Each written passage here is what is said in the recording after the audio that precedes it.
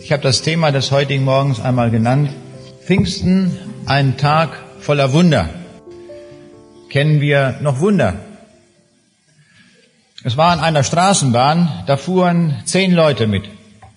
Außerdem waren da noch 3 Personen, 3 Wissenschaftler, nämlich ein Biologe, ein Physiker und ein Mathematiker. Nun fuhren sie mit der Straßenbahn und dann auf einmal hält die Straßenbahn und da stiegen 11 Leute aus. Die 3 überlegten das, dachten, das ist ein Wunder. Wie kann das angehen? 10 Leute sitzen da und 11 steigen aus.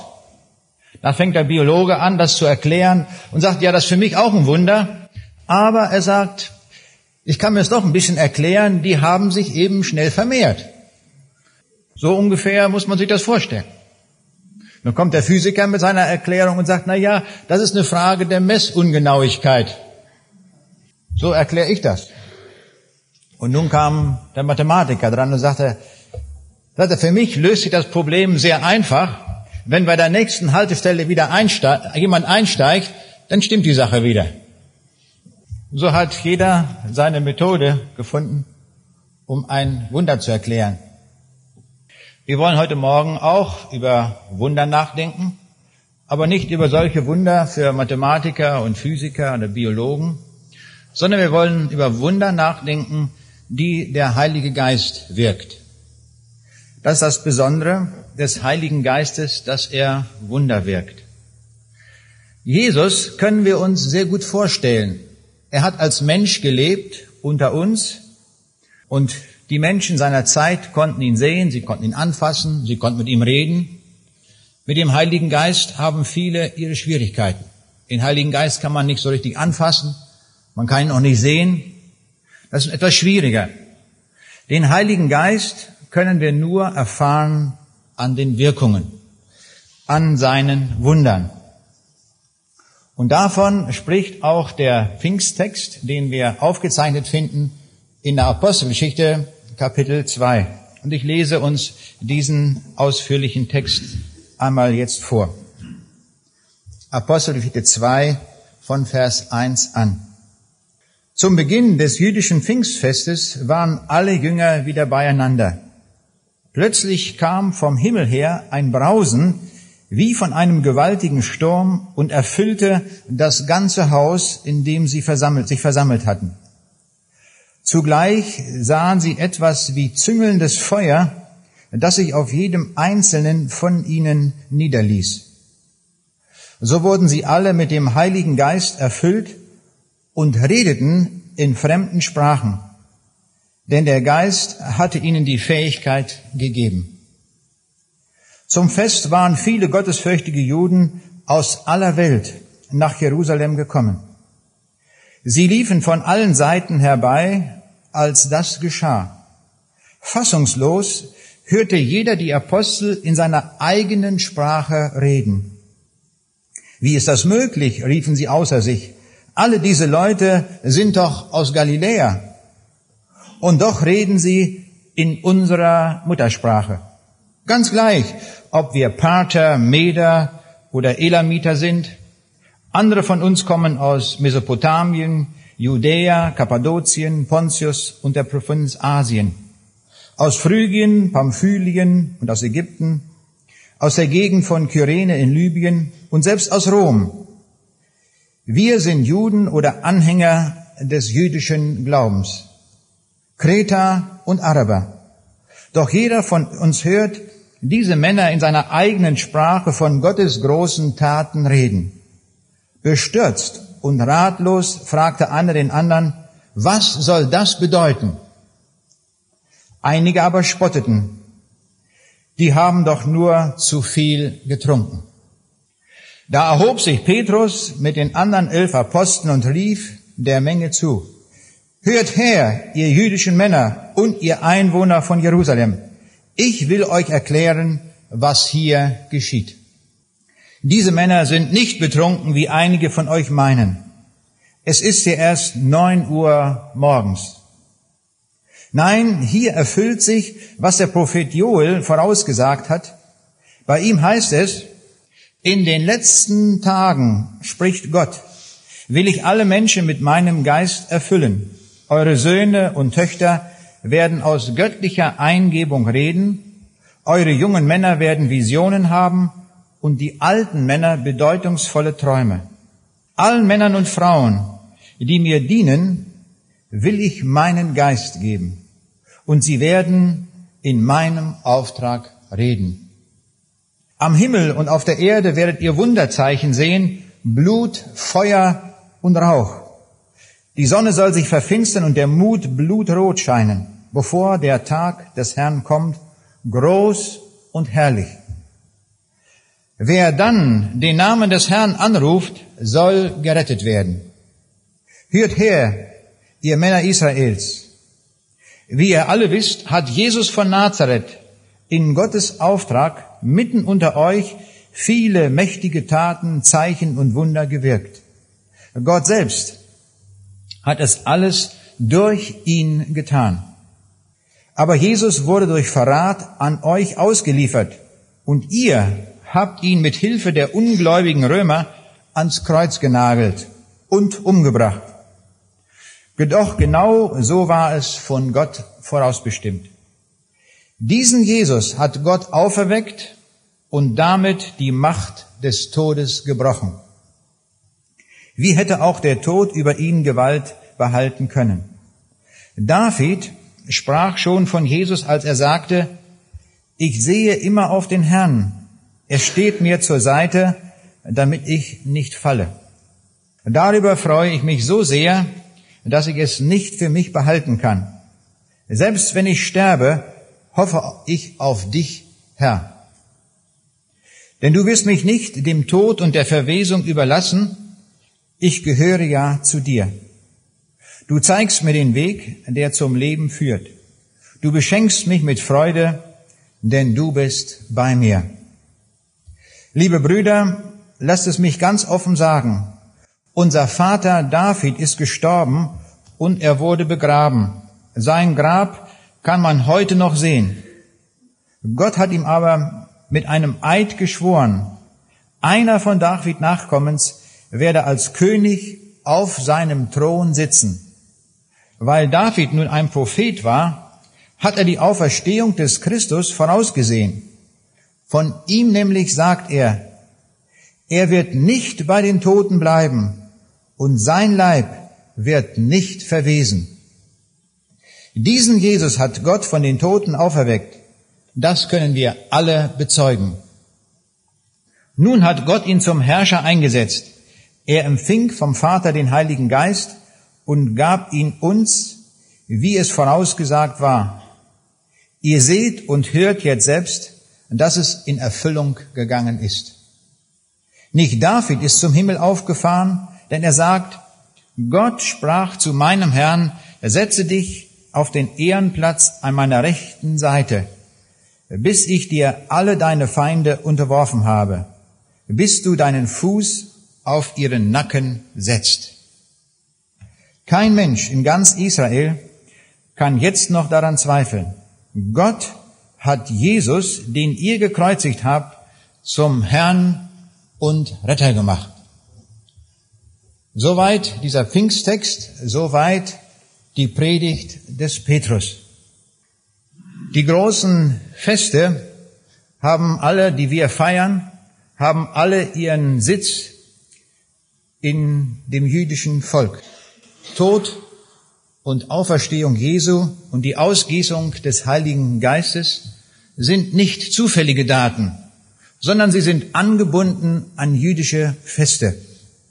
Nach Johannes 19, Vers 14 starb Jesus am Rüsttag auf das Passafest, und zwar als das wahre Passahlamm, dem kein Bein gebrochen wurde.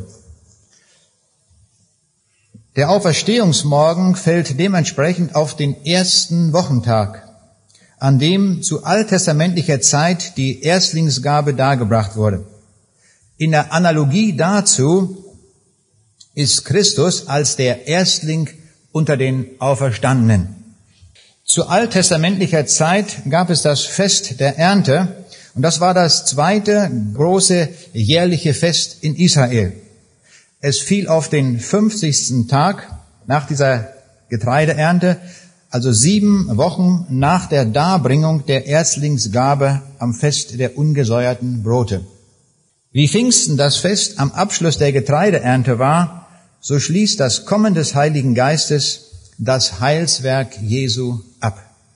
Jesus hatte den Jüngern in Johannes 14, Vers 16 zugesagt: Ich will den Vater bitten, und er wird euch einen anderen Tröster geben, dass er bei euch sei in Ewigkeit. Den Geist der Wahrheit, den die Welt nicht empfangen kann, denn sie sieht ihn nicht und kennt ihn nicht. Ihr kennt ihn, denn er bleibt bei euch und wird in euch sein. Das ist die große Verheißung. Wir kennen diesen Geist und dieser Geist wird in uns sein. Das ist hier verheißen und davon gehen wir aus. Hier tauchen sehr, sehr viele Wunder auf in diesem Pfingsttext. Ich kann nur einige auswählen. Das erste Wunder, das uns hier auffällt, steht in Apostelgeschichte 2, Vers 3. Und es erschienen ihnen Zungen wie von Feuer, die sich zerteilten und sich auf jeden von ihnen setzten. Der Heilige Geist ist für uns nicht sichtbar, aber an jenem Pfingsttag, der Geburtsstunde der Gemeinde, da wird der Heilige Geist doch sichtbar, und zwar durch dieses Feuer. Das Feuer erinnert uns an das Wort des Johannes des Täufers in Matthäus 3, Vers 11, wo es heißt: Ich taufe euch mit Wasser zur Buße. Der aber nach mir kommt, der wird euch mit dem Heiligen Geist und mit Feuer taufen. Das ist das, was hier angesprochen ist und das, was sich in Pfingsten erfüllt. Das zweite Wunder, das wir hier sehen, ist, dass die Jünger befähigt waren, in anderen Sprachen zu reden. Die Jünger waren keine Sprachwissenschaftler, sondern diese Leute kamen aus Galiläa, die sprachen dann noch so einen merkwürdigen Dialekt, den sowieso keiner richtig verstehen konnte. So muss man sich das vorstellen. Und plötzlich tauchen diese Männer da auf und das ist versammelt viele Leute aus allen möglichen Ländern der Erde. Und nun predigen die. Ja, wie sollen die predigen? Sollen wir ägyptisch predigen oder griechisch? Wie sollen wir es tun? Die hatten keine Ahnung. Bei einem solchen Gewirr von Völkern, welche Sprache soll man wählen? Und hier kommt ihnen der Heilige Geist zu Hilfe und er gibt ihnen eine Sprache. Sie wird hier nicht bezeichnet. Das war nicht Aramäisch, auch nicht Hebräisch und irgendeine Sprache sonst, die wir vielleicht kennen, sondern es war eine ganz besondere Sprache, die der Heilige Geist ihnen gab, und in dieser Sprache sprachen sie. Wie viele Sprachkurse haben die belegt? 0. Ich komme gerade zurück von einer Polenreise. Wir hatten eine evangelistische Reise in Polen und da hat mich eine Übersetzerin übersetzt. Ich fragte sie, wie lange sie gebraucht hat, um Deutsch zu lernen. Sie sagte, ein Vollstudium an der Universität 6 Jahre. Das war die Zeit, bis sie Deutsch so übersetzen konnte, dass sie alles, was man sagte, übersetzen konnte. Dazu kommen noch, das sind nicht nur 6 Jahre, sie hatte vorher in der Schule schon Deutsch gelernt, dann hat sie mehrere Deutschlandaufenthalte gehabt und dann war sie erst in der Lage, eine Sprache zu beherrschen, eine Fremdsprache. Und diese Jünger, die tun so, als wäre das alles nichts. Die reden einfach und alle Leute verstehen es. Diese Gabe der Sprache, die ihnen hier gegeben war, ist eine Wirkung des Heiligen Geistes. Das war ein Wunder, ein linguistisches Wunder.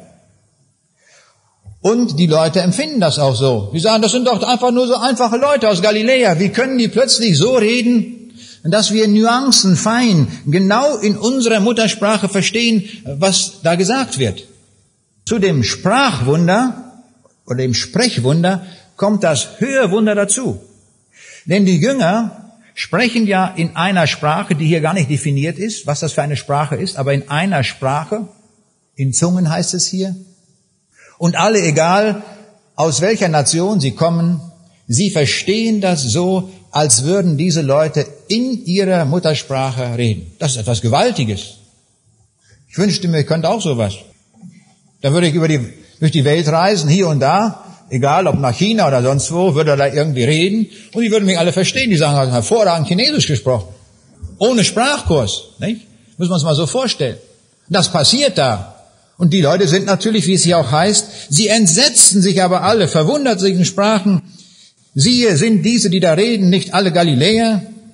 Wieso hören sie denn jeder in unserer eigenen Sprache, in der wir geboren sind? Wie können wir das hören? Wir staunen darüber. Naja, was ist die Antwort der Leute? Die sind besoffen. Ich will es mal ganz platt sagen, nicht? Die reden da, nicht die anderen, die es hören, nicht wahr? Was ist da los? In der Luther-Übersetzung heißt es, sie wurden alle voll Heiligen Geistes und fingen an zu predigen mit anderen Zungen. Das ist eben diese Sprache, die nicht näher bezeichnet ist. Wir wissen nicht, welche Grammatik sie hatte, wie sie war. Es war eine einzige Sprache. Sie haben nicht 15 Sprachen gesprochen, 15 Nationen, wie werden hier erwähnt. Sie sprachen eine einzige Sprache. Aber die wurde verstanden von allen als ihre eigene Muttersprache. Wir wollen einmal so einen kleinen Gang durch die Bibel machen bezüglich der Sprache. Sprache ist etwas ganz Besonderes, etwas ganz Außergewöhnliches, das wir sprechen können. Das kann ja kein Tier. Nur wir Menschen sind ausgezeichnet darin, dass wir sprechen können. Zum ersten Mal taucht die Sprache auf in 1. Mose 1, Vers 3. Da ist vom Sprechen die Rede. Da heißt es nämlich, und Gott sprach, es werde Licht und es ward Licht. Das von Gott gesprochene Wort hat schöpferische Kraft. Der spricht einen Satz, es werde Licht, plötzlich ist es hell. Dann macht das mal nach. Kann doch keiner, kann nur Gott. Seine Sprache hat eine dermaßen Vollmacht, sie setzt also das um in Physik oder was auch immer. Plötzlich ist da Licht da. Es bleibt nicht dabei. Er schafft ein ganzes Universum. Da redet er nur. Da legt er keine Hand an. Er spricht. Die Sprache Gottes hat eine solche Gewalt, eine solche Macht, eine schöpferische Kraft, dass er das schaffen kann. Viele Wissenschaftler in unseren Tagen bemühen sich, den Schöpfungsbericht zu verstehen mit all ihren Kategorien, die sie an den Hochschulen gelernt haben. Es ist unmöglich. Das kennen wir nicht. Wir kennen nicht, dass einer spricht und dann steht ein Universum da. Dann sind plötzlich 10 hoch 25 Sterne geschaffen. Das können wir nicht. Unsere Kategorien reichen nicht aus, um das zu verstehen. Das ist ein Wunder. Ganz klar. Genau wie hier auch der Heilige Geist, wie wir eben hören. Jetzt kommt das Großartige. Im Schöpfungsbericht heißt es, Gott schuf den Menschen zu seinem Bilde. Was heißt denn das? Er schuf ihn nach einer Art, die ihm gleich ist. Naja, wenn Gott sprechen kann und er uns zu seinem Bild macht, was ist die Konsequenz daraus? Na, dass wir auch sprechen können. Das ist also keine Sache, die wir erfunden haben, das Sprechen. Wenn wir mal so sprachwissenschaftliche Bücher lesen, da staune ich immer, was da so für ein Blödsinn zusammengeschrieben wird. Da gibt es eine Theorie, das ist die sogenannte Wow-Wow-Theorie. Nicht? Das heißt also, wir Menschen haben von den Tieren gelernt, nicht wahr? Wow, wow, wow. Und dann haben wir daraus das zum Wort gemacht. Nicht? Und so entstehen aus Kikeriki, nicht wahr, ist dann irgendwann mal ein Hahn geworden oder sowas. Nicht? Das ist die Wow-Wow-Theorie. Und so erklären die Leute, wie die Sprachen entstanden sind. Das ist natürlich verkehrt. Die Bibel sagt uns, die Sprache ist eine Gabe, die uns der Schöpfer gegeben hat. Und die Bibel sagt uns, am Ende des Schöpfungsberichtes sieht sich Gott alles an und was stellt er fest? Es ist sehr gut. Jetzt können wir schlussfolgern. Was können wir bezüglich der Sprache sagen? Die Sprache des Menschen war auch sehr gut. Sehr gut. Eine hervorragende Sprache war das. Genial konzipiert. Eine Grammatik, die war astrein. Super war das. Ja, der Mensch hatte sogar die Fähigkeit bekommen, eigene Wörter zu kreieren. Wörter, die es noch gar nicht gab. Stellen wir das so vor, Gott hatte dem Menschen sozusagen ein Betriebssystem in sein Gehirn reingepackt, nicht wahr? Wir sind ja heute alle Computer begeistert. So ein Betriebssystem, und das war die Grammatik der Sprache mit einem Wortschatz, nicht wahr? Und dann konnte man immer mehr Wörter hineinpacken. Aber nicht irgendwoher, es war ja keiner, der die geben konnte. Da haben die selbst erfunden. Das ist schöpferischer Umgang mit Sprache. Und Gott testet das. Wunderbar, wie das zu lesen ist in 2. Mose 2, Vers 19, da heißt es, und Gott, der Herr, brachte die Tiere des Feldes und alle Vögel des Himmels zu den Menschen, dass er sähe, wie er sie nennen würde, und damit jedes lebendige Wesen den Namen trage, den der Mensch ihm gäbe. Also Gott macht sogar einen Test. Er hat das geschaffen und sagt, jetzt will ich mal gucken, wie die damit umgehen. Und siehe da, Die können das. Der Adam, nicht wahr, der guckt sich die Tiere an, die Giraffe und sagt, na doch, zu dir passt so ein ganz toller Name, nicht? Langhals vielleicht, nicht? Oder so irgendwas, nicht? Irgend so ein Name, das passte alles genau. Und das konnte der auch behalten. Einmal so einen Namen geschaffen, dann war das für alle Zeiten eingespeichert in seinem Gehirn. Das war eine großartige Fähigkeit, die Gott dem Menschen gegeben hatte. Aber dann passierte etwas ganz Schreckliches. Es kam zum Sündenfall und im Sündenfall ging alles den Bach runter. Alles. Die ganze Menschheit, die Tierwelt, alles ging kaputt. Wenn heute jemand herkommt und diese Welt deuten will, diese Welt verstehen will, wie sie ist und erklären will, und er betrachtet dabei nicht den Sündenfall, was können wir sagen? Automatisch wird jene Theorie falsch sein. Das kann die dollste Philosophie sein, egal ob das von Kant oder von Nietzsche oder von wo sie herkommt. Diese Philosophie, wenn dort der Sündenfall nicht als Basisbaustein vorkommt, wird sie falsch sein. Darum ist auch jede humanistische Idee falsch. Der Ansatz ist falsch. Der Mensch ist gut, heißt es da. Der Ansatz ist falsch, das stimmt nicht. Der Mensch ist gefallen, er ist tief in Sünde gefallen, er ist kaputt. Im Sündenfall ging alles den Bach runter. Wenn wir da anfangen zu denken, dann wird die Sache richtig. Alles andere liegt daneben. Und das passierte nun leider auch mit der Sprache. Die Sprache ging auch kaputt. Das, was wir heute sprechen, ist nicht mehr das, was ursprünglich Gott uns gegeben hatte. Das ist eine Ruine von dem. Wir sind heute fähig, mit unserer Sprache, ja, dass wir fluchen können. Ja, wir können lügen. Wir können über Leute etwas sagen, was total daneben liegt. Die Bibel nennt das Falschzeugnisreden. Können wir alles machen. Mit der Sprache. Die Sprache, können wir sagen, ist voller Sünde. Weil wir sie auch gebrauchen zum Sündigen. Ich würde sagen, die Sprache ist das Hauptmittel, mit dem wir sündigen. Die Zunge ist voller Sünde. Lesen wir mal nach im Jakobusbrief. Eine kleine Zunge, nicht wahr? Was kann sie für ein Riesenfeuer anrichten? Ein Unheil an Sünde. Aber es war noch so, nach dem Sündenfall, alle Menschen sprachen eine Sprache. 1. Mose 11, Vers 1 heißt es, es hatte aber die ganze Welt einerlei Sprache und Rede. Also die konnten sich auch mit der gefallenen Sprache noch alle gut verständigen. Aber dann kommen die Menschen und haben einen stolzen Plan. Und sie sagen, wohlan, lasst uns eine Stadt und einen Turm bauen, dessen Spitze bis an den Himmel reicht, dass wir uns einen Namen machen. Das ist es. Wir wollen uns einen Namen machen. Und was sagt Gott dazu? Er reagiert wie folgt darauf. 1. Mose 11, 6 bis 7. Und der Herr sprach, siehe, es ist nur ein einziges Volk, nämlich die Nachkommen der Noah-Familie, und sie sprechen alle nur eine Sprache. Und dies ist der Anfang ihres Unternehmens. Nun wird es ihnen nicht unmöglich sein, alles auszuführen, was sie sich vorgenommen haben. Wohlan, lasst uns hinabfahren und da selbst ihre Sprache verwirren, dass keiner des anderen Sprache verstehe. Das ist ein Gericht.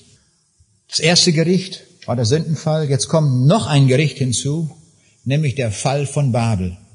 Und die Sprache wird zerfetzt in zig Sprachen. Heute haben wir etwa 5000 verschiedene Sprachen auf der Welt. Und dadurch wird die Kommunikation ganz gewaltig eingeschränkt. Wir müssen die Sprache des anderen lernen oder wie auch immer, um uns in einem anderen Land mit den anderen Menschen zu verständigen. Wir sehen, das ist nochmal den Bach runtergegangen beim Fall zu Babel. Und das ist unsere Situation heute. Mit dieser Sprache, mit einer zweifach gefallenen Sprache reden wir. Und jetzt kommt eine große Veränderung in die Sprache hinein. Jesus kommt in diese Welt und wie kommt er? Wie stellt er sich vor am Anfang des Johannesevangeliums? Als das Wort. Das ist nicht zufällig. Im Wort ging alles kaputt und er kommt im Wort. Und er bringt uns eine ganz neue Linie des Wortes. Er bleibt in der menschlichen Sprache. Er spricht Aramäisch, eine der Sprachen. Er bleibt Mensch. Alles bleibt so. Im Anfang war das Wort und das Wort war bei Gott und das Wort war Gott. Dieses war im Anfang bei Gott. Und dieser Jesus kommt in diese Welt und die Bibel sagt uns eindeutig, er war ohne Sünde. Das heißt, jedes gesprochene Wort, das er gesagt hat, war frei von Sünde. Das können wir uns gar nicht vorstellen.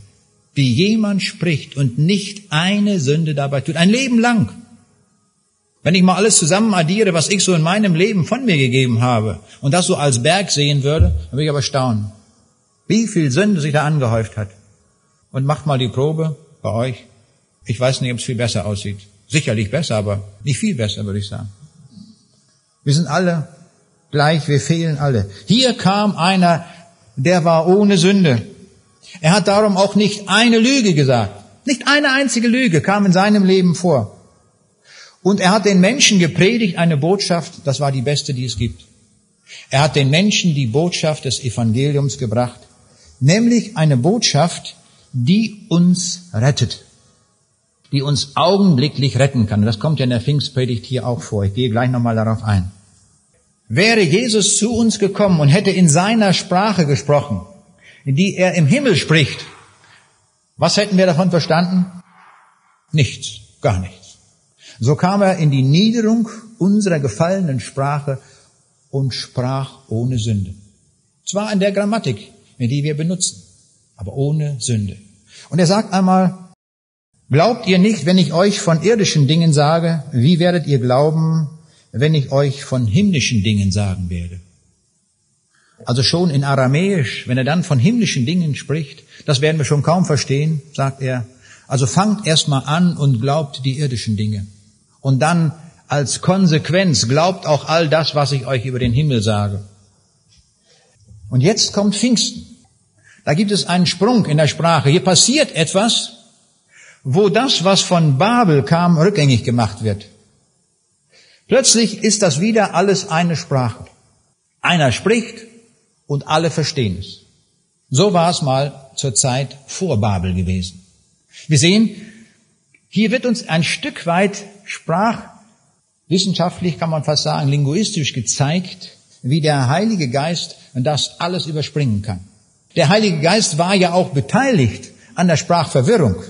Hier steht ja, lasst uns herniederfahren und ihre Sprache verwirren.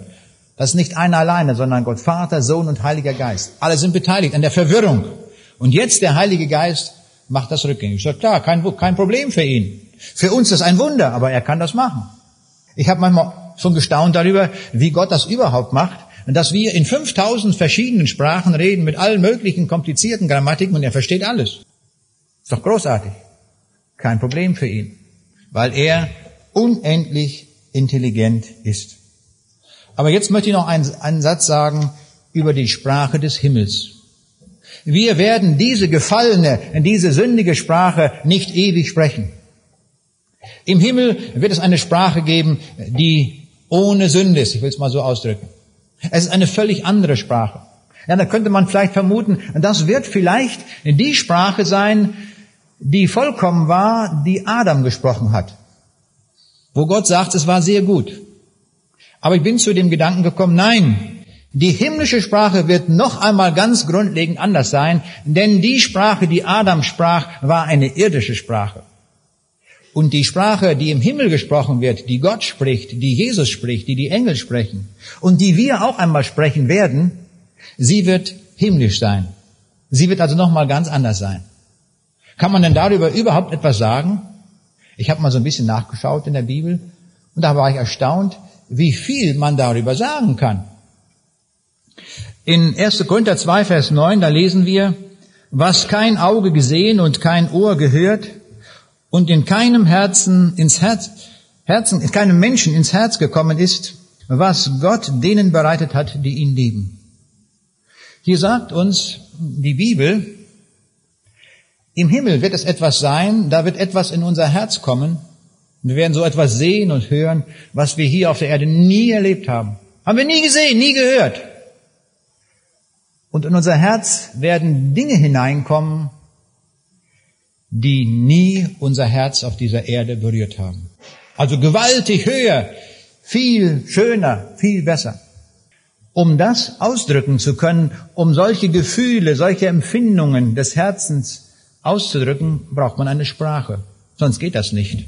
Mir wurde das deutlich, als wir jetzt in Polen waren wir an einem Abend eingeladen von einem polnischen Ehepaar und sie waren sehr gastfreundlich und dann der andere Gastgeber auch und da haben wir gut gegessen und sie bemühten sich, mit uns zu reden. Die beiden konnten ein wenig Deutsch und ein wenig Englisch. Und da haben wir es mit Englisch probiert, mit Deutsch, immer so ein bisschen hin und her. Aber wir haben gemerkt, so richtig unterhalten konnten wir uns nicht. Das blieb immer so bei ganz einfachen Dingen. Ja. Do you have children? Yes, we have. Nicht? Und so, in dieser Weise, so ging das immer. Nicht? Immer relativ einfach. Nicht? Und dann wurde mir klar, wenn die Sprache nur so einen kleinen Level hat, dann kann man fast nichts zum Ausdruck bringen. Das geht einfach nicht. Man braucht einen höheren Level. Und der Pastor, der mit uns war, der konnte nun sehr gut Deutsch. Wenn wir nun irgendwas sagen wollten, was so ein bisschen anspruchsvoller war, dann musste er übersetzen. Und das Ganze wurde mir zum Gleichnis für den Himmel. Im Himmel werden wir eine Sprache benötigen und dort wird sie sein, da ist sie etabliert. Die wird weit höher sein als unsere jetzige Sprache. Weit, weit komplexer. Da können wir Dinge formulieren, die haben wir auf der Erde nie gesagt.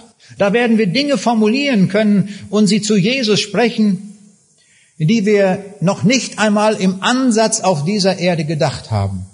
So gewaltig wird das sein. Leute, freut euch auf den Himmel. Es wird etwas ganz Besonderes sein. Und wir dürfen alle diesen Ort nicht verpassen. Das ist wichtig. Diese Sprache wird harmonisch sein. Sie wird sehr klangvoll sein. Sie wird unmissverständlich sein, die himmlische Sprache. Was wir dort sagen, das wird man verstehen. Da wird man nicht dreimal nachfragen, nicht wahr? Wie war das eigentlich? Wie war das gemeint? Nein, das ist sofort da, sofort klar. Bis in die letzten Feinheiten der Tiefe der Sprache wird das voll erkannt werden. Großartig. Sie wird auch kräftig sein. Also nicht so eine Zippelsprache, nicht wahr? Oder irgend sowas. Eine kräftige, eine wortgewaltige Sprache, gleichzeitig harmonisch. Kann ich mir im Augenblick noch gar nicht ausmalen, wie man das kombiniert. Aber das wird sein.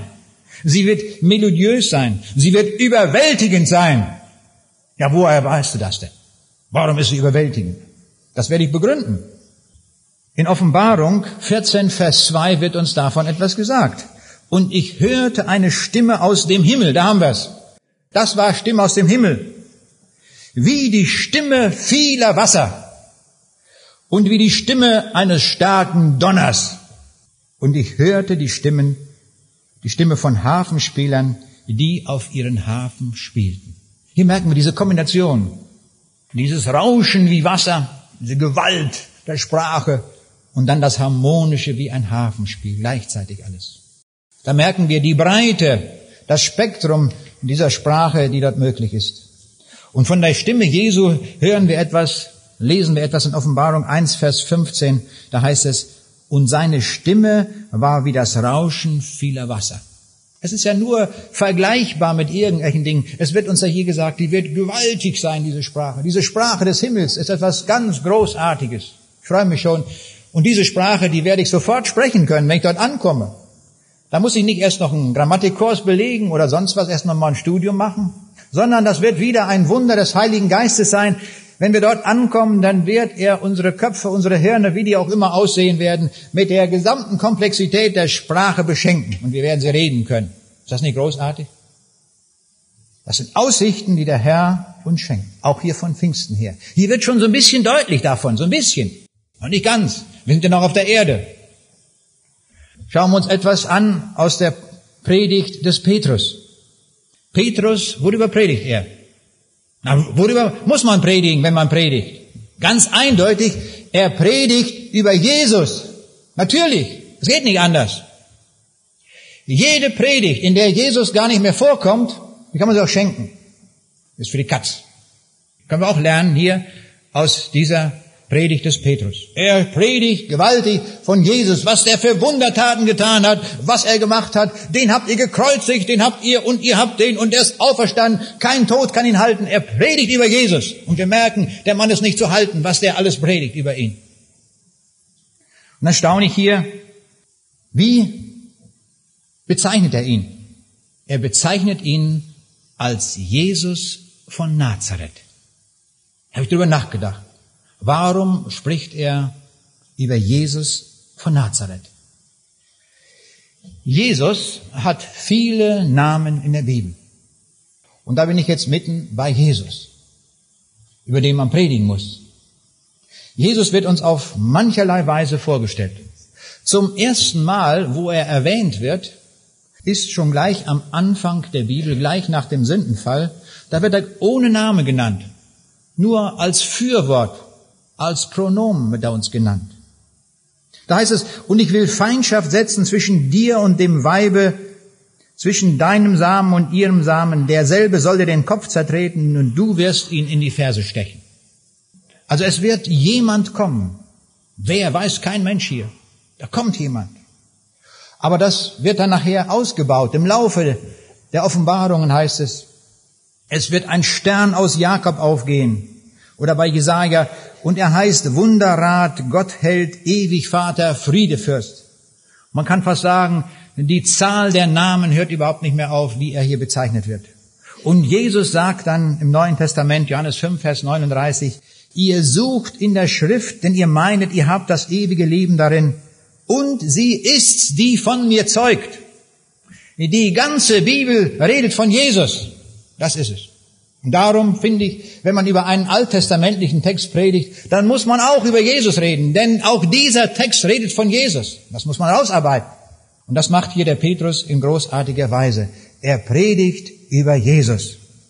In Matthäus 1, Vers 21 wird sein Name dann erstmals genannt.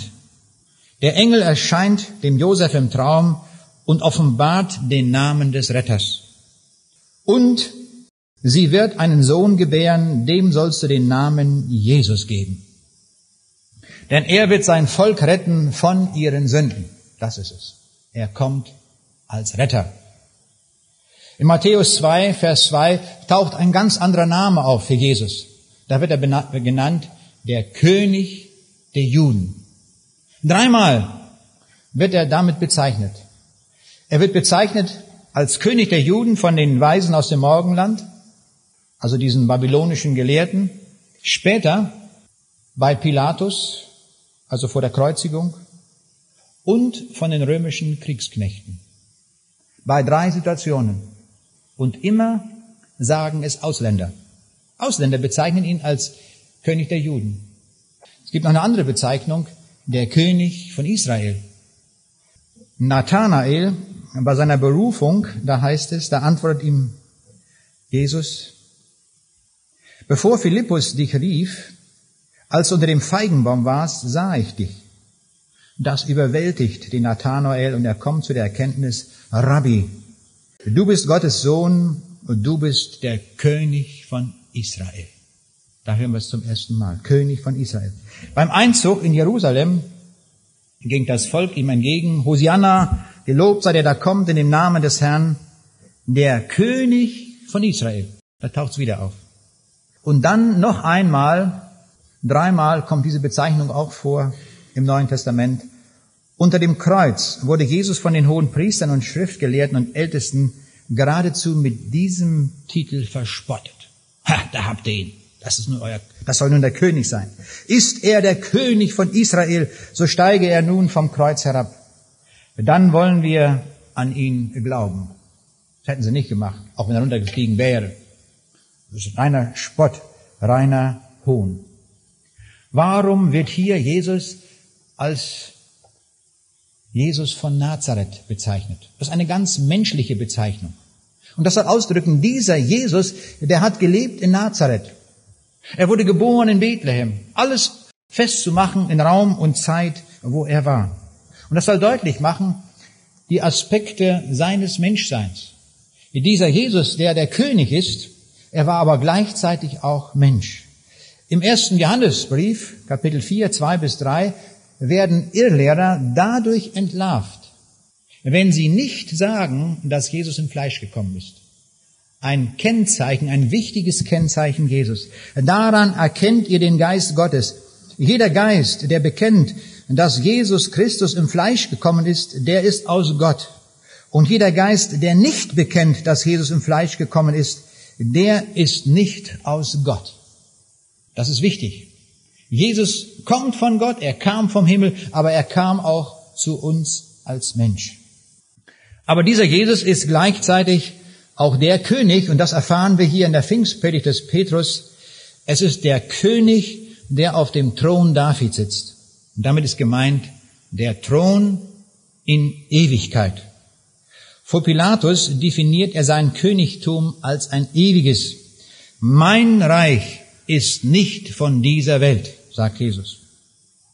Da ist er ein bisschen erstaunt. So bist du dennoch ein König, fragt Pilatus. Und Jesus gibt darauf ein deutliches Bekenntnis.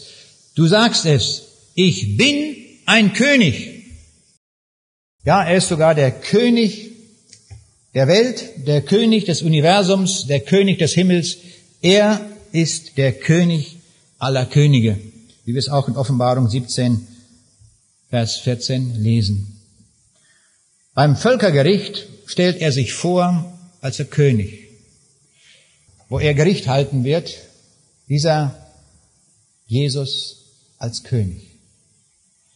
Und wir lesen dort in Matthäus 25, Vers 34, da wird dann der König sagen zu denen zu seiner Rechten, kommt her, ihr Gesegneten meines Vaters, ererbet das Reich, das euch bereitet ist von Anbeginn der Welt. Ich staune eigentlich, was Jesus alles preisgibt. Er offenbart uns und er sagt uns sogar wortwörtlich die Worte, die er den Menschen sagen wird. Einer bestimmten Gruppe von Menschen. Kommt her, ihr seid es, ihr Gesegneten meines Vaters. Kommt her, ererbet. Nehmt das Reich des Himmels in Empfang, es ist euer. Und es wird wer sagen? Der König. Derselbe König wird aber auch sagen, und das lesen wir Matthäus 25, 40 bis 41, und der König wird antworten und sagen zu denen zur Linken, geht hin von mir, ihr Verfluchten, in das ewige Feuer. Aus demselben Munde, aus dem Munde des Königs, fällt das Urteil, kommt her, ihr Gesegneten, und geht hin, ihr Verfluchten. Das müssen wir beides bedenken. Wer eins wegfallen lässt, lügt. Ist falsch.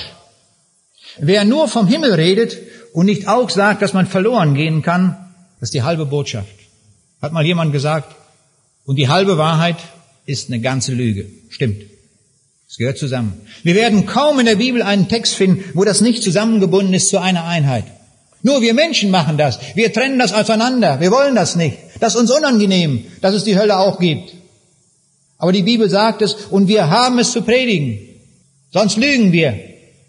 Es muss die Botschaft immer sein. Aber in diese Situation hinein, hier in der Pfingstpredigt, hören wir dieses Wort, Apostelgeschichte 2, Vers 21, dass dieser Jesus uns zur Rettung gegeben ist. Jeder, der den Namen des Herrn anrufen wird, wird gerettet werden. Das ist unsere Zeit, unsere Situation. Wenn heute Morgen jemand ist und sagt, ich bin mir nicht gewiss, ob ich jemals in den Himmel kommen werde, dann rufe ich dir zu, komme heute, rufe diesen Jesus an und du bist gerettet. Geht es noch langsamer, schneller? Wie wollen wir es haben? Komplizierter? Vielleicht so ein Bußgang nach Canossa oder wo die Leute hingelaufen sind? Oder nach Rom oder wo man überall hin pilgern kann? Wird uns das helfen? Überhaupt nicht. Das Einzige, was uns rettet, ist der Herr Jesus. Rufe ihn an und du wirst gerettet. Das ist eine Botschaft. Und das steht hier mitten in der Pfingstpredigt des Petrus drin. Das ist die Botschaft von Pfingsten. Durch den Heiligen Geist werden wir das verstehen. Durch den Heiligen Geist wird uns offenbar, wie das geht. Und darum konnte der Paulus auch im Gefängnis von Philippi predigen und sagen, glaube an den Herrn Jesus, so wirst du gerettet werden. Ja, das ist es. Glaube an den Herrn Jesus. Dann brauchst du allen Pipifax nicht mehr. Dann bist du durch. Mach Gebrauch davon. Komme ganz zu diesem Jesus, dann hast du es. Als wir in Polen waren, zu der Evangelisation in Bielsko-Biała, da hatten die jeden Abend ein Zeugnis eingebaut. Das hat mir gefallen. Und da trat an einem Abend eine Frau auf und die hat erzählt aus ihrem Leben, wie sie zu Jesus gefunden hat. Und dann hat sie eine Idee gehabt. Mir gefallen immer Leute, die eine Idee haben, die eine eigene Idee haben, wie sie dem Herrn dienen. Und sie war durch den Glauben an den Herrn Jesus gerettet worden und hat sie gedacht, das muss ich den anderen Menschen auch sagen. Und da hat sie ein Stück Land gepachtet auf einem Hügel an einer Autostraße und hat ein großes Schild angefertigt, ein Riesending. Wir sind dran vorbeigefahren, hab das selbst gesehen. Und da steht drauf, glaube an den Herrn Jesus, so wirst du gerettet werden. Es gibt überhaupt keinen Autofahrer, der das übersehen kann. Alle, die da längs fahren, sehen, glaube an den Herrn Jesus, so wirst du gerettet werden. Ich finde das toll, diese Frau, diese Idee. Nicht wahr? Steht in der Bibel, kann man da rausnehmen. Wir hatten einen mit, der Plakatmission in Köln macht. Und dann kamen die ins Gespräch und hat er gesagt, ja, ich habe diese Wörter und diese, nicht? Sagt sie nicht, nein, ich bleibe dabei. Das ist der einzige Vers, den ich verkündigen werde. Immer dieses selbe Wort. Hat sie sich überlegt, ist doch gut, wenn man dahinter steht. Der hat sich inzwischen überlegt, ich zahle so und so viel Pacht pro Jahr, damit ich das Ding da hinstellen kann. Jetzt hat sie sich überlegt, sie wird den Zehnten geben und wird davon das Land kaufen. Das finde ich prima. Jetzt hat sie das Stück Land gekauft und kann jetzt dort machen, was sie will. Niemand kann in diesem Pachtvertrag kündigen, dass sie dort nicht mehr aufstellen kann, das Schild, wie sie will. Jetzt ist das ihr Eigentum und jetzt wird sie bis zur Wiederkunft Jesu das Schild da stehen haben, glaube an den Herrn Jesus, so wirst du gerettet werden. Diese Botschaft von Pfingsten. Rufe den Namen des Herrn an. Und ich bin davon überzeugt, im Himmel wird die einmal staunen, wie viele Menschen das gelesen haben und das auch umgesetzt haben, die darüber nachgedacht haben. Manch einer, der ist einmal vorbeigefahren, hat vielleicht den zweiten Satz gar nicht richtig mitgekriegt. Beim nächsten Mal das richtig gelesen. Und beim dritten Mal denkt er nach. Und beim vierten Mal hat er eine unruhige Nacht. Und beim fünften Mal bekehrt er sich. Nicht? So macht Gott das doch. So handelt Gott durch den Heiligen Geist. Ganz großartig, ganz wunderbar, wie das geschieht. Der Herr hat die Sache abgezielt auf Rettung. Das ist das Großartige. In der Familie, wo wir dort wohnten in Polen, während der Evangelisation, ich staunte, wie viele Leute da ein- und ausgehen, nicht wahr? Da war dann plötzlich ein junges Ehepaar da, die keine Kinder kriegen. Und nun haben sie überlegt, wir werden uns ein Kind holen aus Polen und das adoptieren. Das geht etwas leichter dort. Sie waren auch beide in Polen geboren, sind aber dann nach Deutschland gekommen und leben jetzt hier in Deutschland, aber kannten nun diese Familie. Da gab es auch noch gewisse verwandtschaftliche Beziehungen.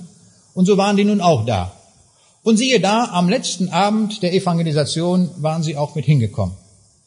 Da sagte mir schon der Henrik, also, nicht wahr, die sind offenbar angesprochen, nicht? Irgendwo ist da was bei denen im Gange, nicht? Aber sie waren nicht zum Gespräch gekommen. Sie waren allerdings sehr katholisch. Und er hat mir erzählt, nicht wahr, pass mal auf, sagt er, ich habe mal einmal in Rom 3 Meter neben dem Papst gestanden. Und das klang schon in meinen Ohren, also jetzt, werde ich also sicher im Himmel sein. Nicht? Wer 3 Meter neben dem Papst steht, also das kann nicht jeder. Das war schon eine großartige Sache. Und nun sind wir beim Abendessen. Nun denke ich, jetzt muss ich die Sache aufs Thema bringen. Da habe ich ihn angesprochen, ich sage, Andreas, wie ist das eigentlich? Wirst du einmal in den Himmel kommen? Da sagte der, ganz ehrlich, das war so eine ehrliche Haut, sagte, nein, ich weiß es nicht. Ich sage, das muss man doch wissen. Ich sage, du kannst doch morgen sterben oder was weiß ich, was passiert und dann bist du an der verkehrten Stelle. Das darf doch nicht sein. Das kann doch nicht wahr sein. Ja, das stimmt. Das müsste ich wissen. Ja, ich sage, pass auf, wir machen Folgendes. Wenn hier das Abendessen abgeräumt ist, nicht? Erst werden wir nochmal gut essen, nicht? Gut stärken, muss auch sein.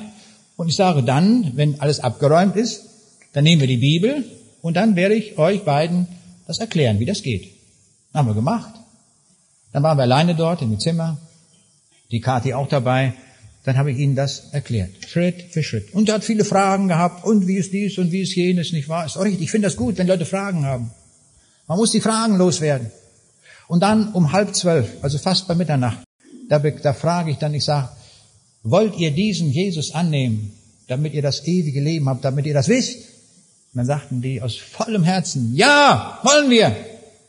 Dann brachen die durch und wurden Kind Gottes. Ist das nicht herrlich?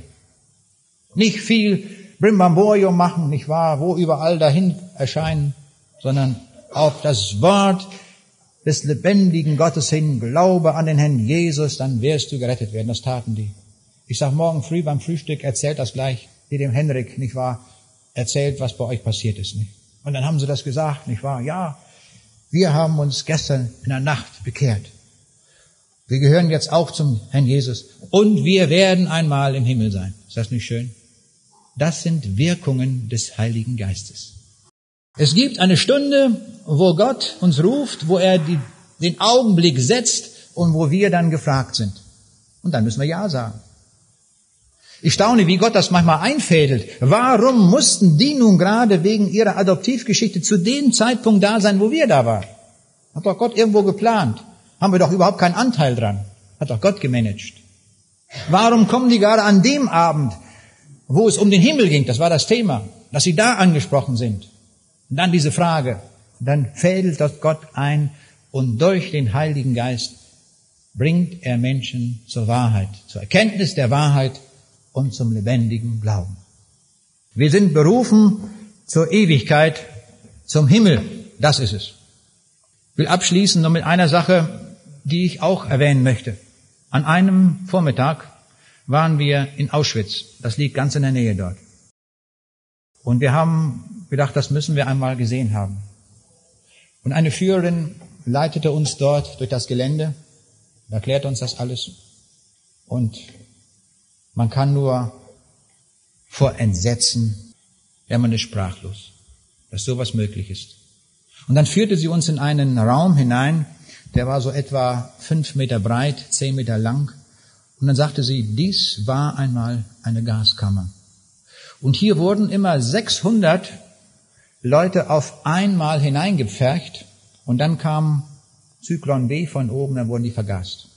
Und dann wurden die rausgeholt, die waren alle verknäult. Das mussten andere Gefangene tun, da musste man die rausholen. Und dann hier, sagte sie, da war der Verbrennungsofen, da kamen die mal rein, immer einer, und dann wurden die reingeschoben, verbrannt. Und dann wurde aus dem Knochenmehl, das wurde verkauft, das kam in Säcke, das kriegten die Landwirte dann für ihre Acker, damit sie Kalk haben. Also grauenhaft, wenn sich das vorstellt. Das kann man alles dort sehen. Wenn man das irgendwo liest, ist das noch anders. Aber wenn man an dem Ort ist und das sieht, hier war das, in der Kammer, wo wir stehen, wir mittendrin. Hier ist das passiert. Hier sind Tausende durchgelaufen. Schrecklich. Und dann spricht man dort von der Hölle von Auschwitz. Ich habe überlegt, ist das richtig? Kann man davon sprechen?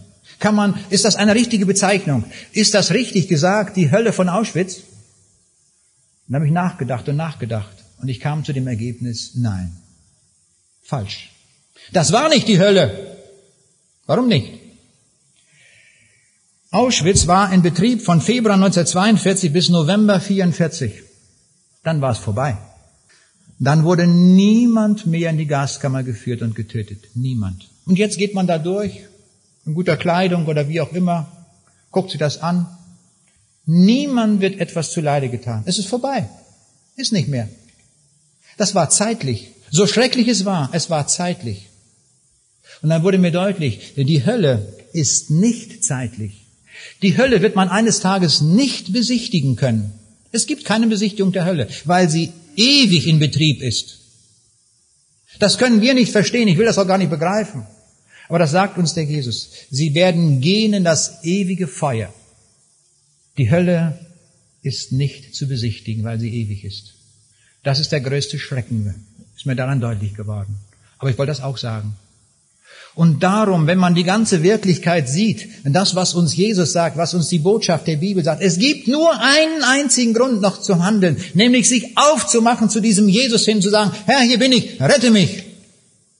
Damit ich nicht an irgendeinen verkehrten Ort komme, nämlich den du auch bezeichnet hast.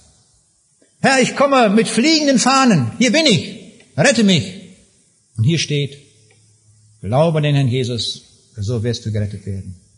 Jeder, der seinen Namen anrufen wird, der wird Rettung finden. Das ist die Botschaft. Das ist die Heilsbotschaft, das ist auch die Pfingstbotschaft. Ja, das ist die Botschaft für alle Tage, würde ich sagen. Die gilt jeden Tag. Wunderbar, dass wir solche Botschaft haben. Komme zum Herrn Jesus und du wirst den Himmel haben, wo nicht nur die Sprache schön ist, wie wir uns was überlegt haben, wo alles schön werden wird. Die ganze Ewigkeit wird unermesslich schön sein bei Jesus. Unermesslich.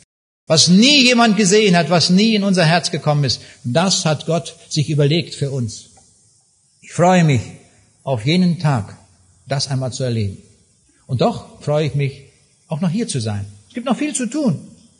Ich möchte noch gerne viel tun, was möglich ist. Aber die Aussicht ist schön. Das Ziel ist großartig. Es gibt kein größeres. Wir wollen ihm dafür danken. Herr Jesus, ich danke dir so herzlich für das große Ziel, das du gesetzt hast. Und ich möchte dir Dank sagen für deinen Heiligen Geist, den du uns gesendet hast, damit wir überhaupt verstehen können, wer du bist. Und damit wir überhaupt die Ewigkeit begreifen können. Dazu brauchen wir deinen Heiligen Geist. Danke, Herr Jesus, dass du Pfingsten gegeben hast und dass du diese Botschaft hinausgesandt hast und viele berufen hast zum Weitergeben.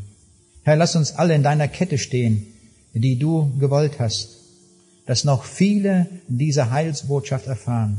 Denn es ist nötig, dass wir sie haben. Es ist nötig, dass wir an der richtigen Stelle sind in der Ewigkeit. Und Herr, hilf auch uns, dass wir ganz deutlich bei dir vor Anker gehen, dass wir ganz und gar bei dir sind. Hilf uns dazu auch, Herr. Amen.